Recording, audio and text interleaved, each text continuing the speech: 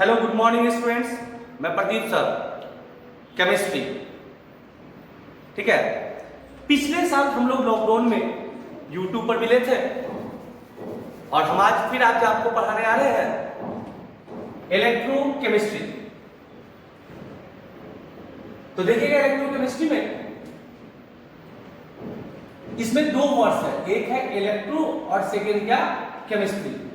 यानी साइंस का वो ब्रांच जिसमें हम फिजिकल एनर्जी और केमिकल एनर्जी का रिलेशन का स्टडी करते हैं, उसे हम लोग इलेक्ट्रोकेमिस्ट्री कहते हैं।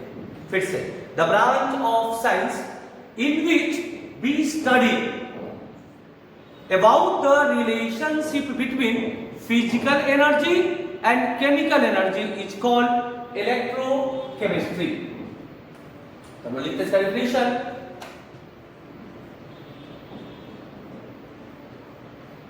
the branch of science in which we study about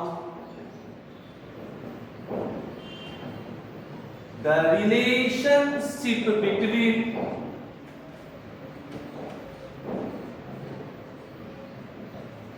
physical and chemical energy is called electrochemistry।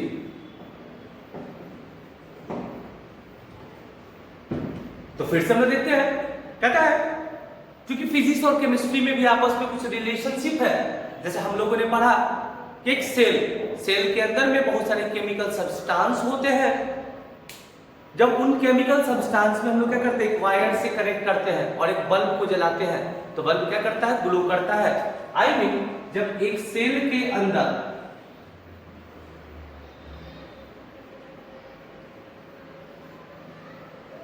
एक ग्रेफाइट का रड होता है, इसके ऊपर कॉपर का प्लेट होता है और इसके अंदर में बहुत सारे केमिकल सब्सटेंस होते हैं। जब एक वायर को हम इससे कनेक्ट करते हैं, एक बल्ब को इसमें जोड़ते हैं, तो आप देखते हैं कि ये बल्ब ग्लो कर जाता है, मीन जलने लगता है।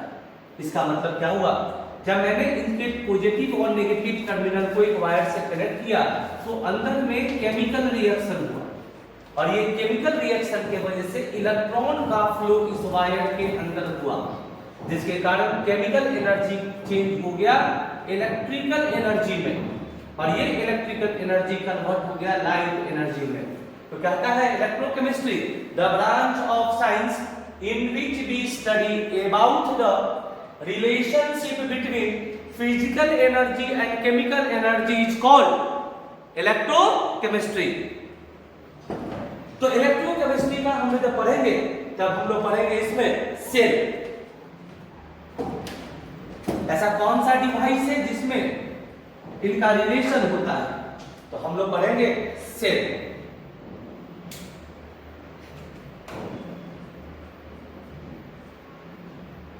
सेल तो कहते हैं सेल के बारे में, व्हाट इज द सेल, तो कहता है द डिवाइस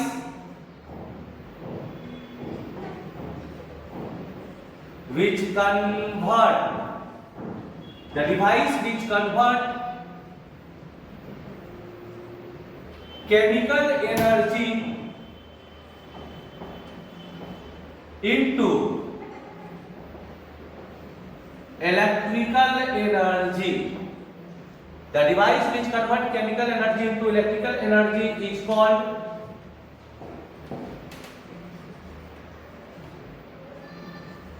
सेल। कहता है वो डिवाइस जो केमिकल एनर्जी को, the device which convert chemical energy, यानी वह डिवाइस जो केमिकल एनर्जी को इलेक्ट्रिकल एनर्जी में कन्वर्ट कर देता है, उसे हम कहते हैं क्या, सेल। अब जैसे देखिए यहां डिवाइस बोलिए या इलेक्ट्रिकल डिवाइस, ठीक है। जैसे अगर मान लीजिए लेमन की बात करें, इसमें हम एक कॉपर और एक जिंक का वायर डालते हैं और जब इसमें एक बल्ब को कनेक्ट करते हैं तो बल्ब क्या कर जाता है, ग्लो कर जाता है, जलने लगता है। अर्थात हम इस नींबू को भी एक प्रकार का सेल कह सकते हैं, क्योंकि इसके केमिकल रिएक्शन से इसने क्या किया, केमिकल रिएक्शन इलेक्ट्रिकल एनर्जी में कन्वर्ट हुआ।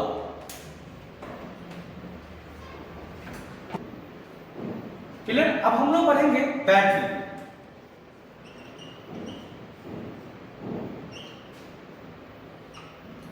बैटरी किसे कहते हैं, तो कहते हैं it is cell, it is cell, cell is the single unit when two or more cell are connect it is called battery। या हम लोग कहते हैं the group of cell, क्या कहते हैं, the group of cell is called battery, the group of cell is called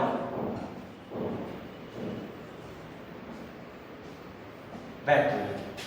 ठीक बच्चों, the group of cell is called battery। अब conductor, what is the conductor, conductor किसे कहते हैं, तो हम सॉलिड स्टेट में भी पढ़ चुके हैं। व्हाट इज द कंडक्टर, तो कहते हैं the substance which has ability to allow current passes through them, यानी ऐसा कोई सब्सटेंस जो अपने अंदर से इलेक्ट्रॉन को क्या करने दे, पास करने दे। या सिंपल वर्ड में बोलते हैं the substance which conduct electricity is called conductor. तो कंडक्टर,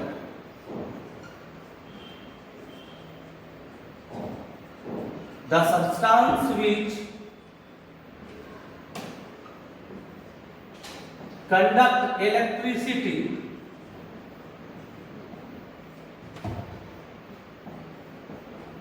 is called conductor। फिर से कंडक्टर किसे कहते हैं, the substance which conduct electricity is called conductor। अब कंडक्टर को हम लोग डिवाइड करते हैं टू पार्ट्स में। There are two types of conductor, यानी अगर आपको करंट कहीं लाना हो या करंट कहीं ले जाना हो तो आप दो वे से उसे ले जा सकते हैं। फर्स्ट बाय द मेटल, यानी आप करंट को मेटल के थ्रू ले जा सकते हैं, और सेकंड में करंट को आप किसी सॉल्यूशन के थ्रू भी क्या कर सकते हैं, कैरी कर सकते हैं। तो it is two type,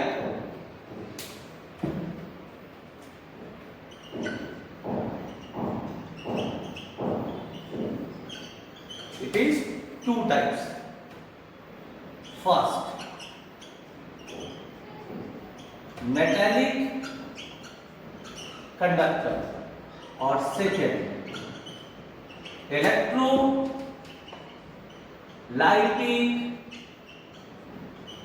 conductor। तो फिर से हम लोगों ने भी क्या पढ़ा है, इलेक्ट्रोकेमिस्ट्री। इलेक्ट्रोकेमिस्ट्री आपका थर्ड चैप्टर 12th क्लास का, ठीक है। तो 12th क्लास में थर्ड चैप्टर में जो आपका इलेक्ट्रोकेमिस्ट्री, तो इलेक्ट्रोकेमिस्ट्री में किसे कहते हैं, तो कहता है the branch of science in विच भी, यानी साइंस का वो ब्रांच जिसमें हम फिजिकल एनर्जी और केमिकल एनर्जी के रिलेशन के बारे में क्या करते हैं, स्टडी करते हैं, उसे इलेक्ट्रोकेमिस्ट्री कहते हैं। अब ऐसा कौन सा डिवाइस है जहां फिजिकल एनर्जी और केमिकल एनर्जी का रिलेशन है, तो ऐसा को एक क्या भाई, वो डिवाइस को हम लोग कहते हैं सेल। तो सेल क्या करता है, केमिकल एनर्जी को इलेक्ट्रिकल एनर्जी में कन्वर्ट करता है। तो what is the cell, the device which convert chemical energy into electrical energy. अब बैटरी क्या भाई, तो 10th में भी हम लोगों ने पढ़ा था बैटरी क्या होता है, तो the group of cell is called battery, ठीक है। कंडक्टर, द सब्सटेंस या द डिवाइस, ठीक है, the substance which conduct electricity is called conductor. Is two type, metallic conductor और इलेक्ट्रोलाइटिक कंडक्टर। तो हम यहां पर डिफरेंस पढ़ेंगे, मेटालिक कंडक्टर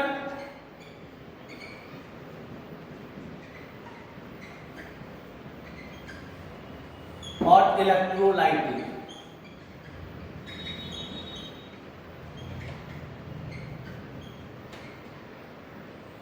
मेटालिक कंडक्टर और इलेक्ट्रोलाइटिक कंडक्टर में हम यहां पर क्या पढ़ेंगे, डिफरेंस। तो सबसे पहले भाई metal, that is found in solid state। कहता है मेटालिक कंडक्टर क्या है, मेटल सॉलिड होता है, तो कहता है it is found in solid state, it is found in liquid state. Metallic conductor solid form में, इलेक्ट्रोलाइटिक कंडक्टर लिक्विड फॉर्म में। आप समझिएगा what is the electrolytic conductor, हम लोग कहते हैं किसी वाटर में, अगर ये वाटर है इसमें हम एसिड, बेस या सॉल्ट, अगर आप इसमें एसिड, बेस या सॉल्ट किसी भी चीज को डालिएगा तो या तो एसिड का सॉल्यूशन, बेस का सॉल्यूशन या सॉल्ट का सॉल्यूशन, ठीक है, ये इलेक्ट्रिसिटी को कंडक्ट करता है। यानी एसिडिक सॉल्यूशन, बेसिक सॉल्यूशन या सॉल्ट के सॉल्यूशन को हम लोग कहते हैं इलेक्ट्रोलाइटिक कंडक्टर।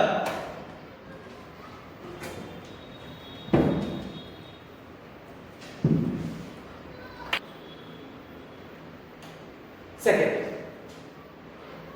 मेटल में, यानी मेटल में जो इलेक्ट्रॉन यानी करंट का जो पास होता है या मूवमेंट होता है, ठीक है, ये है मेटल।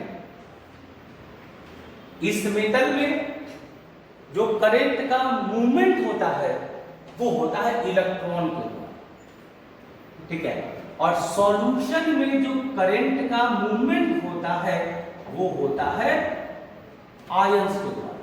जब आप इसमें एक सॉल्यूशन है Na और Cl, तो जब जैसे हम वाटर में Na और Cl को डालते हैं तो ये डिसोसिएट हो जाता है आयंस में, और इसी के मूवमेंट के द्वारा करंट क्या होता है, पास होता है।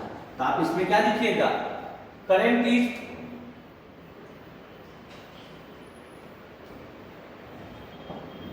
Is passes by the movement of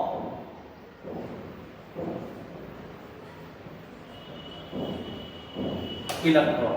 यानी मेटालिक कंडक्टर में करंट का जो पास होता है वो किसके कारण होता है, इलेक्ट्रॉन के मूवमेंट के कारण, और इसमें किसके द्वारा होता है, तो आयंस के द्वारा।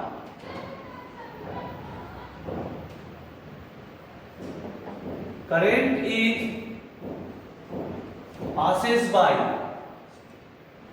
the movement of ions। Clear बच्चों? तो क्या देखते हैं लोग मेटालिक कंडक्टर में, ठीक है, it is found in solid state, it is found in liquid state. Metallic conductor current is passes by the movement of electron, यानी मेटालिक कंडक्टर, ये मेटल का वायर है, तो इससे करंट का जो पास होता है वो इलेक्ट्रॉन के मूवमेंट के कारण होता है। लेकिन सॉल्यूशन में करंट का पास वो होता है आयंस के मूवमेंट के कारण। मेटालिक कंडक्टर कहता है कि अगर हम किसी घर में इलेक्ट्रिसिटी, ठीक है, या जो वायरिंग होता है घर का, उसमें वायर जो लगा होता है कॉपर का, अगर 15 साल 20 साल या 25 साल के बाद हम उस कॉपर के वायर को निकालेंगे, ठीक है, तो वो कॉपर का वायर कॉपर ही का रहेगा, ना कि गोल्ड, ना कि सिल्वर, ना कि एल्युमिनियम में कन्वर्ट होगा, ठीक है, और ना ही उसके थिकनेस में, ठीक है, ना ही वो, ठीक है, थिन होगा, ना ही वो क्या होगा, थिक होगा। अर्थात उसमें किसी भी प्रकार का, यानी कि मेटालिक कंडक्टर में किसी भी प्रकार का फिजिकल और केमिकल चेंजिंग नहीं होता है। There is no any physical and there is no any physical and chemical changes take place। यानी फिर से अगर एक मेटल है, अगर इससे हम इलेक्ट्रॉन को पास कराएंगे लॉन्ग टाइम तक, तो ऐसा नहीं होगा कि ये किसी दूसरे मेटल्स में कन्वर्ट होगा। आई मीन इसमें केमिकल चेंजिंग नहीं होगा और ना ही इसमें किसी प्रकार का फिजिकल चेंजिंग होगा। लेकिन इलेक्ट्रोलाइटिक में एक सॉल्यूशन से, यानी इन्वर्टर के बैटरी से करंट जब पास होता है तो आप देखते हैं एक समय बाद उसका वाटर क्या कर जाता है, ठीक है, ड्राई हो जाता है, सूख जाता है। तो कहते हैं इसमें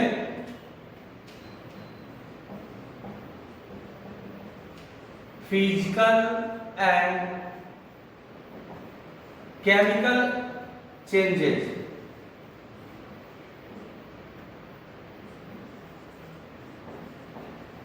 take place in it। Fourth, इसमें मैटर का ट्रांसफर नहीं होता। आई मीन एक रूम में जो वायरिंग होता है तार का, ठीक है, वो जहां होता है वैसे ही रहता है, उसमें किसी प्रकार का चेंजिंग नहीं होता। तो मैटर इज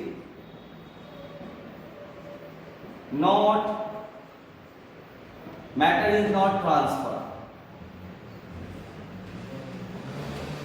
और इसमें क्या होता है, बैटरी में जो प्लेट होता है या जो एसिड होता है, इस समय ऐसा आता है वो दोनों डिस्ट्रॉय हो जाता है, खत्म हो जाता है। तो इसमें कहते हैं मैटर इज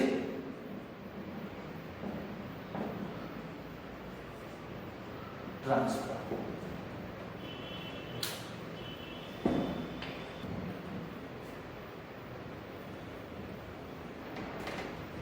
बच्चों हमारा टॉपिक है रेजिस्टेंस।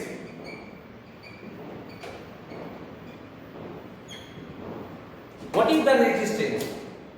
तो आप लोगों ने पढ़ा होगा पहले। रेजिस्टेंस कहता है वो डिवाइस जो इलेक्ट्रॉन के फ्लो को, यानी जब किसी वायर से इलेक्ट्रॉन पास कर रहा हो, ठीक है, तो एक ऐसा डिवाइस जो इलेक्ट्रॉन का स्पीड जो जा रहा है जिस स्पीड से, उसके स्पीड को क्या कर दे, स्लो डाउन कर दे या उसके स्पीड को कम कर दे। यानी वो डिवाइस जो इलेक्ट्रॉन के मूवमेंट को क्या करता हो, कम करता हो, उसे कहते हैं हम लोग क्या, रेजिस्टेंस।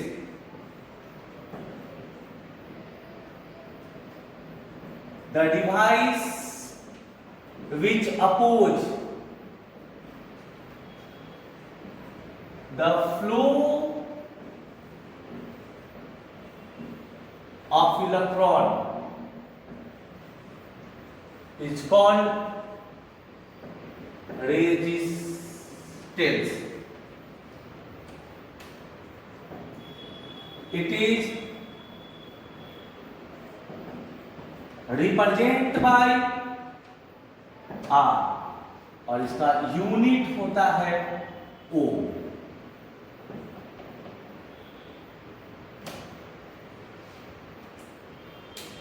हम लोग यहां पढ़ेंगे factor of resistance.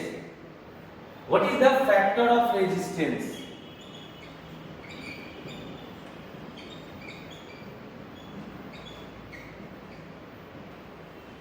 Factor of resistance, तो आप देखिएगा फैक्टर ऑफ रेजिस्टेंस में सबसे फर्स्ट लेंथ ऑफ वायर। यहां पर कहता है कि अगर आप एक तार की लंबाई को जितना ज्यादा लंबा, तार को जितना ज्यादा लंबा कीजिएगा, रेजिस्टेंस का वैल्यू उतना ज्यादा क्या कर जाता है, बढ़ जाता है। यानी तार की लंबाई बढ़ने पर इलेक्ट्रॉन को ज्यादा दूर तक डिस्टेंस तय करना पड़ता है, जिसके कारण उसका स्पीड क्या हो जाता है, कम हो जाता है। तो हम कहते हैं length of wire, resistance is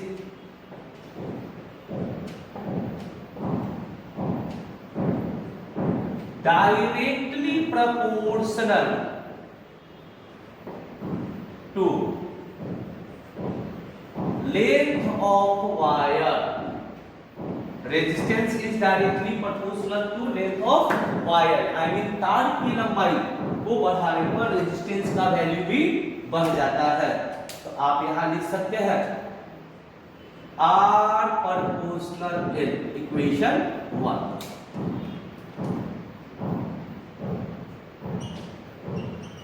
cross section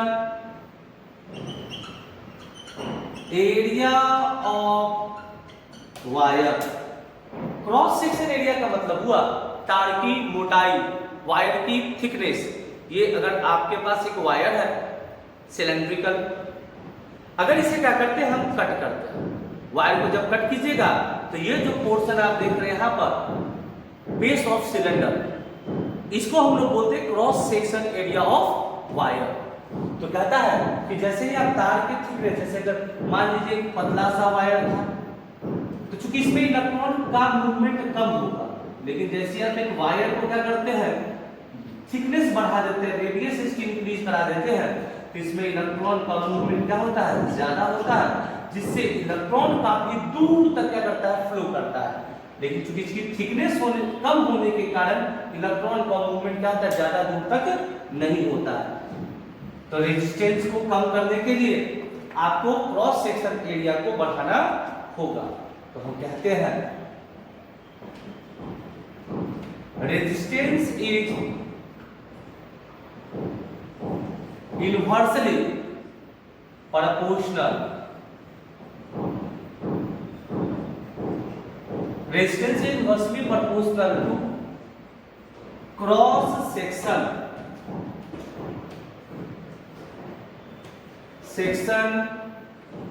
area of wire. आप लिख सकते हैं R inversely A, this is the two. तो from 1 and 2 are proportional L/A, तो R equal to row L/A। आप यहां लिख सकते हैं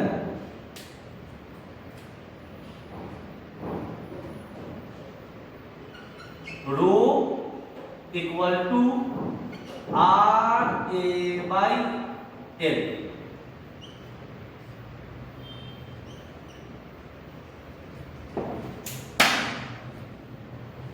तो बच्चों हम लोग भी पढ़े रो इक्वल टू RA/L। हम लोग इसको बोलते हैं क्या भाई, स्पेसिफिक रेजिस्टेंस, या इसी का नाम है रेजिस्टिविटी।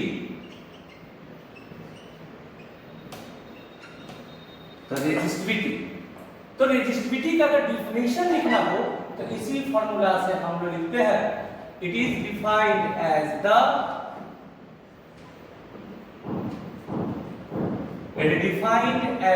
द रेशियो ऑफ, देख रहे हैं ना डिवाइडेड का side, it is defined as the ratio of the product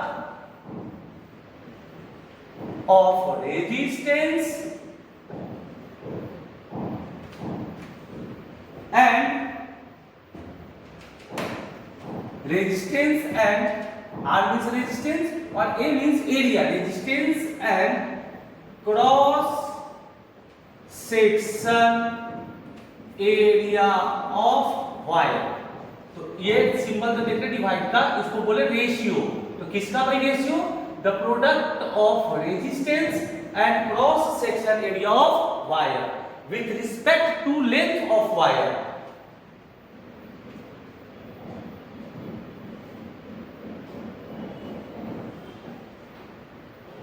with respect to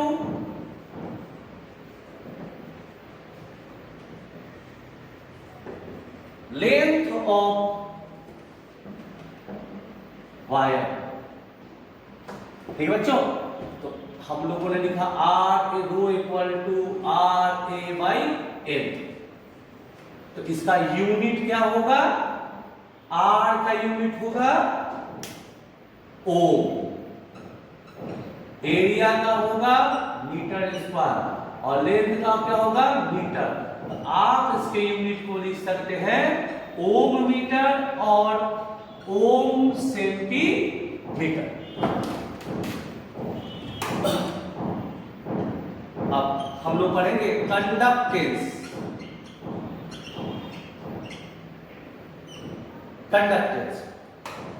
conductance क्या है, तो कहता है कंडक्टेंस के बारे में, the inverse of resistance is called, the inverse of resistance is called conductance।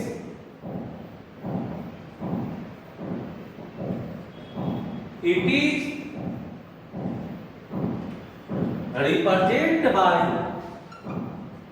C or G। तो कहता है कंडक्टेंस क्या भाई, तो यहां देखिए कंडक्टेंस को हम C या G से इंडिकेट करते हैं। तो C इक्वल टू 1/R। तो आप ऑलरेडी जानते हैं कि अगर हम कहीं लिखते हैं R it is the resistance, लेकिन हम लिखते हैं 1/R, तो इसका मतलब क्या हुआ, इनवर्स ऑफ रेजिस्टेंस, या ठीक है रेसिप्रोकल ऑफ रेजिस्टेंस। तो डिफिनेशन हम लोग में क्या लिखते हैं, 1/R को कहेंगे इनवर्स ऑफ रेजिस्टेंस, तो the inverse of resistance is called conductance, it is represented by C और जी। तो इसका यूनिट हो गया ओम इनवर्स और साइमेंस, यानी इसको हम लोग इंडिकेट करते हैं किस चीज से, तो एस से।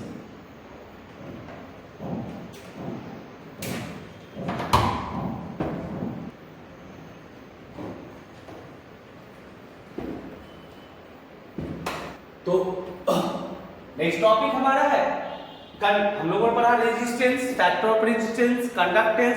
हम लोग पढ़ेंगे specific conductance. Specific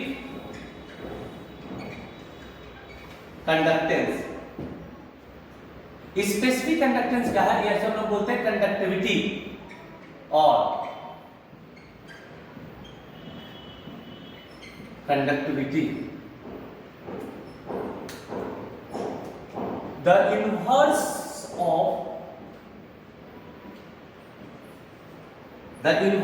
of resistivity, the inverse of resistivity is called conductivity.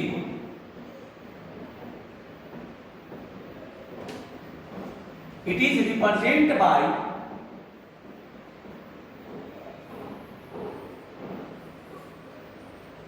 K, जिसे हम लोग कप्पा के नाम से जानते हैं। तो आप देखिए, यानी आप लिख सकते हैं K equal to 1 by rho. Rho को क्या कहते हैं हम लोग, resistivity. The inverse of resistivity is called, याद रखिए 1 अपॉन रो का मतलब क्या, रेजिस्टिविटी।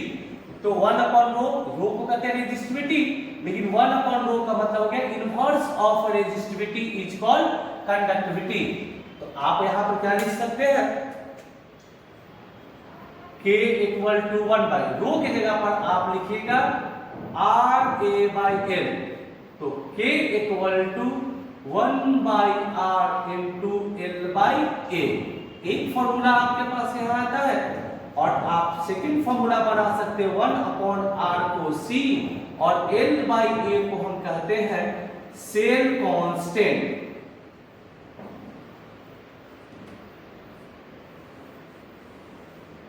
अब यहीं पर हम लोग डिफिनेशन जाते हैं, पहले यहां यूनिट इसका चेक करते हैं, भाई इसका यूनिट क्या हुआ।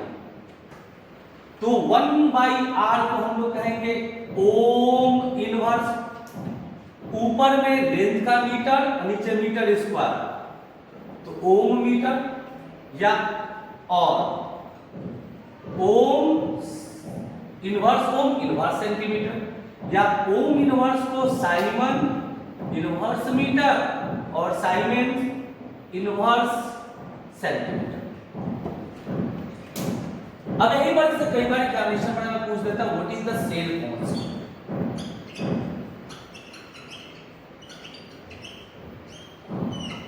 सेल कांस्टेंट, तो सेल कांस्टेंट को क्या कहते हैं भाई, L/A। L मींस क्या, लेंथ ऑफ वायर, और A मींस क्या, cross section area of wire. तो लेंथ ऑफ वायर तथा cross section area of wire के रेशियो को हम लोग कहेंगे cell constant. The ratio of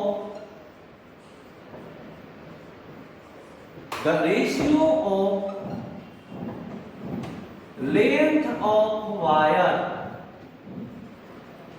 and cross section area of wire is called cell constant, L/A। तो इसका यूनिट क्या होगा भाई, यूनिट होगा इनवर्स मीटर और inverse centimetre.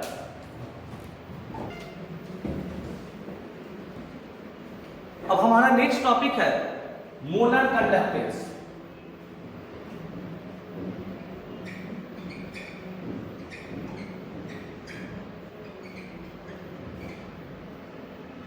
Molar conductance, molar conduction किसे कहते हैं? कहता है 1 लीटर सॉल्यूशन लेते हैं और इस 1 लीटर सॉल्यूशन में हम इलेक्ट्रोलाइट डालते हैं, 1 मोल इलेक्ट्रोलाइट। 1 मोल इलेक्ट्रोलाइट, इलेक्ट्रोलाइट बताते हैं या तो एसिड का सॉल्यूशन, या तो बेस का सॉल्यूशन, या तो सॉल्ट का सॉल्यूशन। जैसे ही आप सॉल्ट के सॉल्यूशन को डालेंगे तो ये टूट जाएगा आपका किसमें, Na और Cl। इलेक्ट्रोलाइट किसको बोलते हैं? वो आयोनिक कंपाउंड जिसको किसी भी वाटर में या किसी भी सॉल्वेंट में डालने पर आयंस में टूटता है। तो फिर से 1 लीटर सॉल्यूशन में 1 मोल इलेक्ट्रोलाइट डालने पर जितना आयंस प्रोड्यूस होता है उसे कहते हैं मोलर कंडक्टेंस। तो कहता है it is defined as the numbers of ions produced by dissolving 1 mole of an electrolyte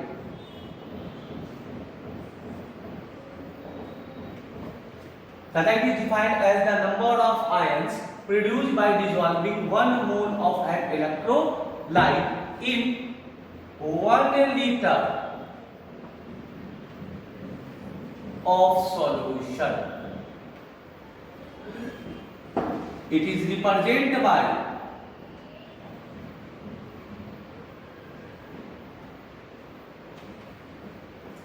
lambda m। तो lambda m equal to k into 1000 by molarity.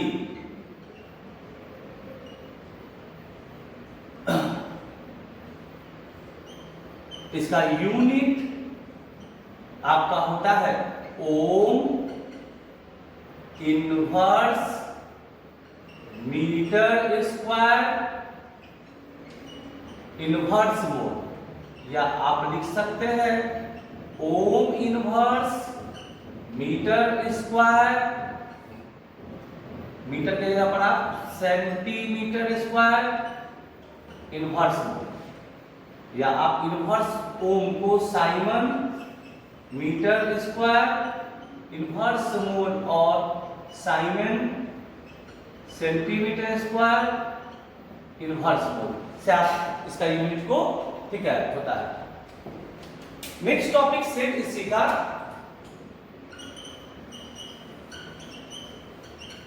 Equivalent conductance. It is defined as the numbers of ions produced by dissolving, same definition ऊपर का है 1, यहां जो मोल है इसके जगह पर 1 ग्राम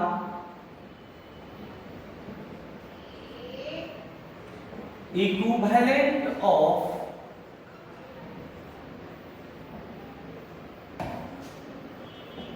an electrolyte in 1 liter of solution. It is represented by lambda EQ। तो आप लिख सकते हैं EQ equal to K into 1000 by normality.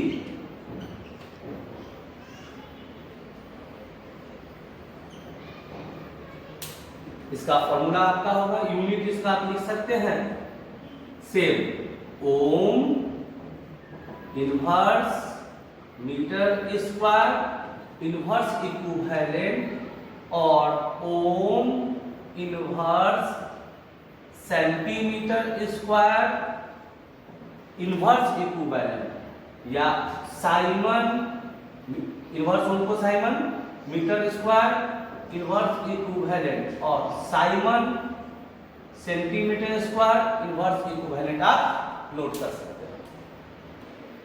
देखिए बच्चों, ये एक न्यूमेरिकल है जो अभी टॉपिक पर है, resistance, resistivity, conductance, conductivity, molar conductance and equivalent conductance.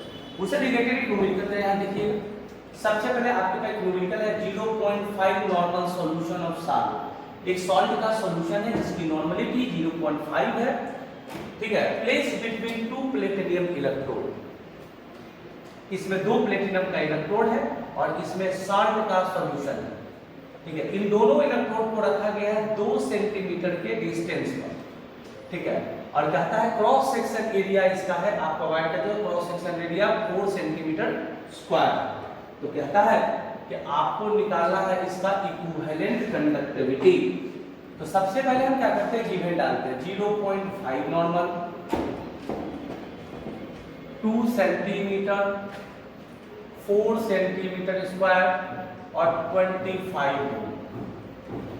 तो सबसे पहले हम लिखेंगे गिवन। गिवन में नॉर्मल मतलब आपके पास दिया हुआ है normality, normality equal to 0.5, 2 centimetre तो length 2 centimetre, 4 centimetre square means area और 25 ओम्स मींस 25 यानी कि 25 ओम मतलब रेजिस्टेंस आपके पास दिया हुआ है। निकालना है आपको क्या है, इक्विवेलेंट कंडक्टिविटी आपको निकालना है। तो हम जानते हैं भाई इक्विवेलेंट कंडक्टिविटी का फॉर्मूला होता है K इंटू 1000 बाई नॉर्मलिटी। तो नॉर्मलिटी तो हमारे पास है, हमको चाहिए K। तो भाई K का फॉर्मूला हम पढ़े थे 1/r into L by A। तो 1 रेजिस्टेंस कितना है आपके पास, रेजिस्टेंस है आपके पास 25 ओम इंटू लेंथ कितना आपके पास 2 और एरिया आपके पास कितना है 4, I mean 1/50 Om inverse centimetre. आपके पास K निकल गया। अब आप फॉर्मूला जरिए equivalent conductance K into 1000 by normality. तब आप लिखिएगा K की जगह पर आपका आया 1/50 इंटू 1000। K की जगह प्लेस पर लिखते 1/50, 1000 अपॉन नॉर्मलिटी 0.5 कैंसिल, इसको इससे डिवाइड किए तो आपके पास 20/0.5 पॉइंट्स काट दिए, 5 4 जा यानी 40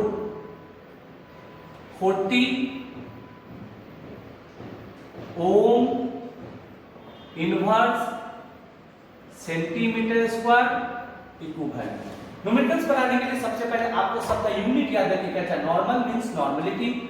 अगर एरिया सेंटीमीटर स्क्वायर या मीटर स्क्वायर दे तो आपके पास एरिया दिया हुआ है, अगर सेंटीमीटर दिया हुआ है तो लेंथ ऑफ वायर दिया हुआ है 25 ओम यानी आपके पास रेजिस्टेंस प्लेस है। हम लोग नेक्स्ट क्वेश्चन देखते हैं। कहता है specific conductance of n/50 solution. एक सॉल्यूशन है जिसकी नॉर्मलिटी 1/50 है, केसीएल का सॉल्यूशन है।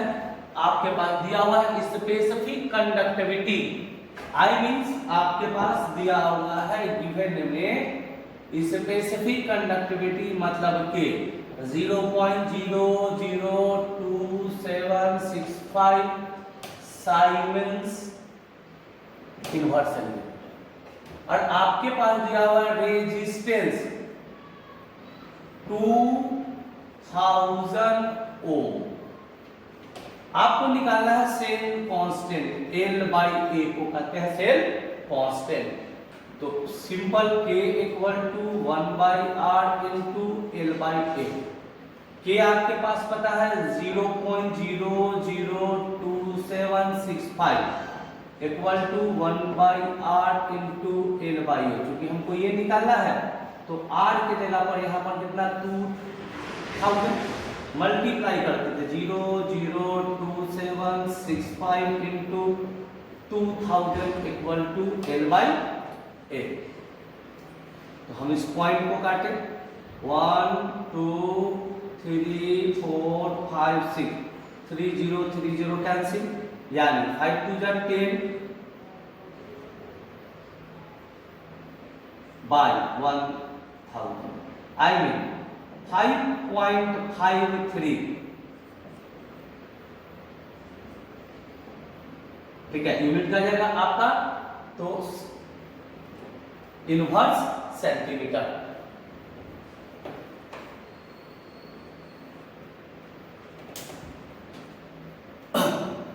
अब हम लोग स्टार्ट करते हैं फैराडे लॉ।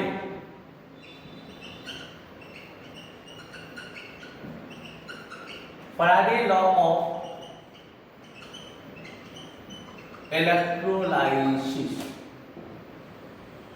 माइकल फैराडे ने इलेक्ट्रोलाइसिस के लिए दो लॉ दिए, Faraday first law and Faraday second law.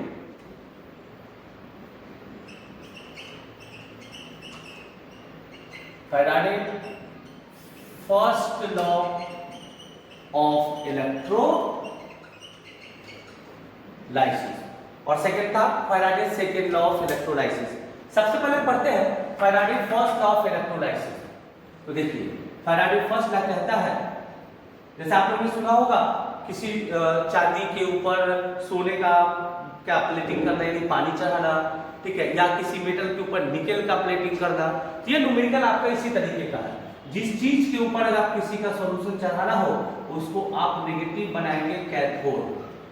जिस चीज का अगर पानी चढ़ाना हो, अगर गोल्ड का या सिल्वर का किसी का भी पानी चढ़ाना हो, अगर आपके पास Ag का चढ़ाना हो तो जिस चीज का चढ़ाना हो उसका आप प्योर रड लेंगे, उसे बनाएंगे पॉजिटिव एनोड। अगर आपको सिल्वर का पानी चढ़ाना है तो आप नीचे AgSO4 का सॉल्यूशन लेंगे। अगर गोल्ड का चढ़ाना हो तो AuSO4 का सॉल्यूशन लेंगे। जैसे ही हम इसमें करंट पास करते हैं ये Ag यहाँ से टूटता है और इसके ऊपर आयन के रूप में डिपॉजिट हो जाता है। उसी समय यहाँ से Ag टूटता है, दो इलेक्ट्रॉन को लूज करता है और ये कन्वर्ट हो जाता है Ag+2 और ये SO4 -2 में रिएक्शन कर वापस सॉल्यूशन बन जाता है AgSO4। और ये Ag ने दो इलेक्ट्रॉन को लूज किया, इसने ये ले लिया और Ag में कन्वर्ट हो गया। जब तक आप करंट देते रहेंगे यहाँ से ये टूट कर Ag नीचे आएगा, दो इलेक्ट्रॉन को लूज करेगा, Ag आयंस में कन्वर्ट होगा, SO4 से रिएक्शन करके सॉल्यूशन बन जाएगा। और इस सॉल्यूशन जैसी बनेगा फिर सॉल्यूशन से टूटकर यहाँ डिपॉजिट, यानी यहाँ से टूटकर यहाँ और यहाँ से टूटकर यहाँ पर डिपॉजिट होना शुरू हो जाता है। तो कब तक? जब तक आप चार्ज फ्लो करेंगे। तो कहता है कैथोड पर होता है डिपॉजिट और एनोड का होता है लिबरेशन, यानी यहाँ से टूटना और यहाँ पर क्या होना, डिपॉजिट होना। वो डिपेंड करता है किस पर? फ्लो ऑफ चार्ज पर। तो हम लिख सकते हैं फर्स्ट डिफिनेशन, यानी W directly proportional Q। W means wait of deposit. Deposit कहाँ होता है? कैथोड पर। तो weight of deposit, wait of deposit substance at cathode and liberate substance, weight of deposit substance at cathode and rate of liberate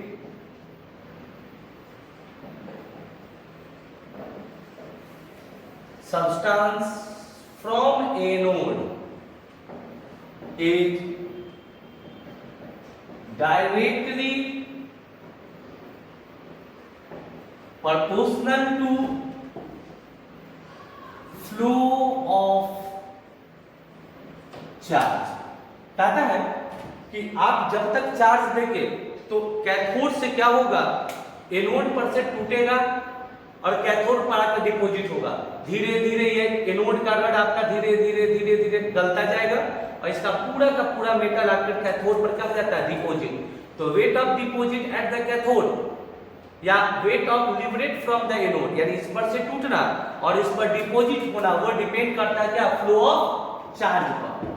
तो W proportional Q, तो W equal to ZQ और W equal to Z, Q equal to formula IT आप लोगों ने पढ़ा था 10th में। तो W equal to weight of deposit substance, Z equal to equivalent constant, I equal to current, T equal to time। देखिए कहता है जैसे Na से एक इलेक्ट्रॉन निकालने के लिए कितना चार्ज देना पड़ेगा। जैसे Na ने एक इलेक्ट्रॉन को लूज किया, तो सोडियम ने अगर एक इलेक्ट्रॉन को लूज किया तो इसे कितना चार्ज देना पड़ेगा। तो Q1 इक्वल टू 1 फैराडे, जितना इलेक्ट्रॉन निकालना होगा उतना फैराडे आपको चार्ज देना पड़ेगा।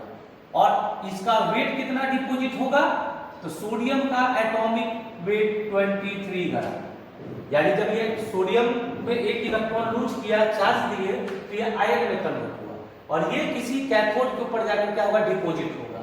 तो जैसे आप 1 सोडियम में 1 फैराडे चार्ज देंगे तो 23 ग्राम कैथोड पर डिपॉजिट होगा सोडियम।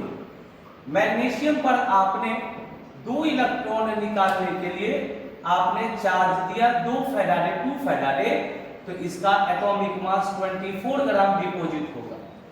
एल्युमिनियम पर आपने दिया 3 फैराडे, 3 इलेक्ट्रॉन निकालना था तो आपने 3 फैराडे दिया, तो आपका वेट एल्युमिनियम कितना ग्राम, तो 27 ग्राम एल्युमिनियम आपका क्या हुआ, डिपॉजिट हुआ। तो कहता है 1 mole charge of electron, I mean 1 faraday, 1 faraday equal to कितना, तो 1 faraday equal to 1 mole charge of electron. तो 1 मोल का वैल्यू कितना, 6.022 इंटू 10 टू द पावर 23 और charge of electron 1.6 into 10 to the power -19 coulomb, multiply करके 96500 coulomb, I mean 1 faraday equal to 96500 coulomb होता है। अगर आपको एक इलेक्ट्रॉन निकालना है तो आपको कितना चार्ज देना होगा, 2 इलेक्ट्रॉन निकालना है तो 2 फैराडे देना होगा, 3 इलेक्ट्रॉन तो 3 फैराडे देना होगा। देखिए इकोनॉमिकल कहता है how much charge required to obtain 20 gram calcium from CaCl2। आपको कैल्शियम क्लोराइड से 20 ग्राम कैल्शियम को निकालने के लिए कितना चार्ज देना पड़ेगा। फिर से आपके पास कैल्शियम क्लोराइड दिया गया और बोला गया है कि आपको 20 ग्राम इसमें से कैल्शियम निकालना है, तो आप कितना चार्ज देंगे। इसमें से निकालना है, इसलिए इसको डिसोसिएट करेंगे, Ca+2 और Cl-1, तो भाई चार्ज कितना देंगे, 2 फैराडे। और वेट कितना कैल्शियम का होता है, एटॉमिक मास 40 ग्राम। आपको Q2 निकालना है, हाउ मच चार्ज, और आपको कितना ग्राम चाहिए, तो 20 ग्राम। क्वेश्चन में कहा ना, बोला कैल्शियम क्लोराइड से कितना ग्राम निकालने में कितना चार्ज देंगे, तो इसको डिसोसिएट किए Q1 2 फैराडे, वेट कितना 40, Q2 कितना निकालना है और वेट कितना W2, cross multiplication Q1 into W2, Q2 into W1, Q1 2 Faraday, W2 20, Q2 निकालना है और क्या 40, 1 फैराडे। यानी कैल्शियम क्लोराइड से 20 ग्राम कैल्शियम निकालने के लिए 1 फैराडे चार्ज देना पड़ेगा। आज यही। हाँ बच्चों, आपको ये वीडियो कैसा लगा? यदि अच्छा लगा हो तो लाइक सब्सक्राइब जरूर करें। और अगर आप जिनको भी लाइव क्लास करना हो Pradeep sir chemistry millennium study circle, तो आप 9334200917 पर कॉल करें। यहां तक मैंने लाइव क्लास में पढ़ाया था, ठीक है, जहां तक मैंने लाइव क्लास पढ़ाया उसका मैंने आपको YouTube पर एक वीडियो क्या कर दिया, अपलोड कर दिया है, ठीक है।